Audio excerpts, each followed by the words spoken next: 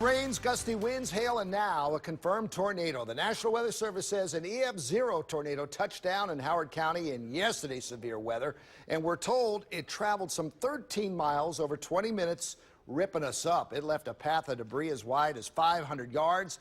That's 1,500 feet down trees, power lines, litter the roads, and now county crews and homeowners are picking up the pieces. ABC 2 News' Brendan McNamara along with Jeff Hager join us live to give you team coverage about yesterday's storm and how the cleanup is going in Howard County right now. Brendan. Good evening, Jamie. Yeah, all day today the story has been getting the power back on to Howard County residents. There are trees down everywhere, but there are also power crews everywhere as well, and BGE says it is making progress tonight.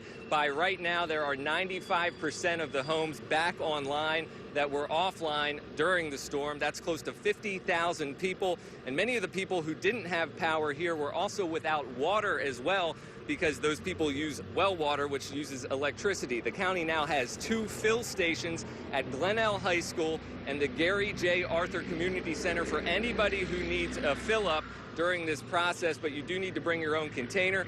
If you have any concerns, questions, or damage to report throughout the cleanup, you are being encouraged to call the county line 410-313-2300 for help.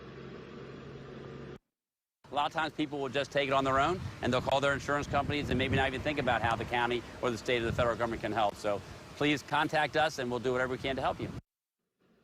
And the state is here on the ground as well, trying to figure out if there are more assistance that is actually needed, federal assistance possibly as well. But there's just so much damage going on here around the county today, and Jeff Hager has been checking it out all day as well. What have you seen? Well, Brendan, there have been crews everywhere in western Howard County today. The trees were indiscriminate, and everything that they hit when they came down. We've seen schools that had trees down everywhere. We even went to a church today. We found some tombstones have been knocked over there and some massive oaks that had come down. Literally damage everywhere, yet still no loss of life here in Howard County. And if you were one of those hundreds of parents who had sent your child off to a summer camp yesterday and then found out that they were directly in the path of the tornado, you'd certainly understand that this could have been much, much worse.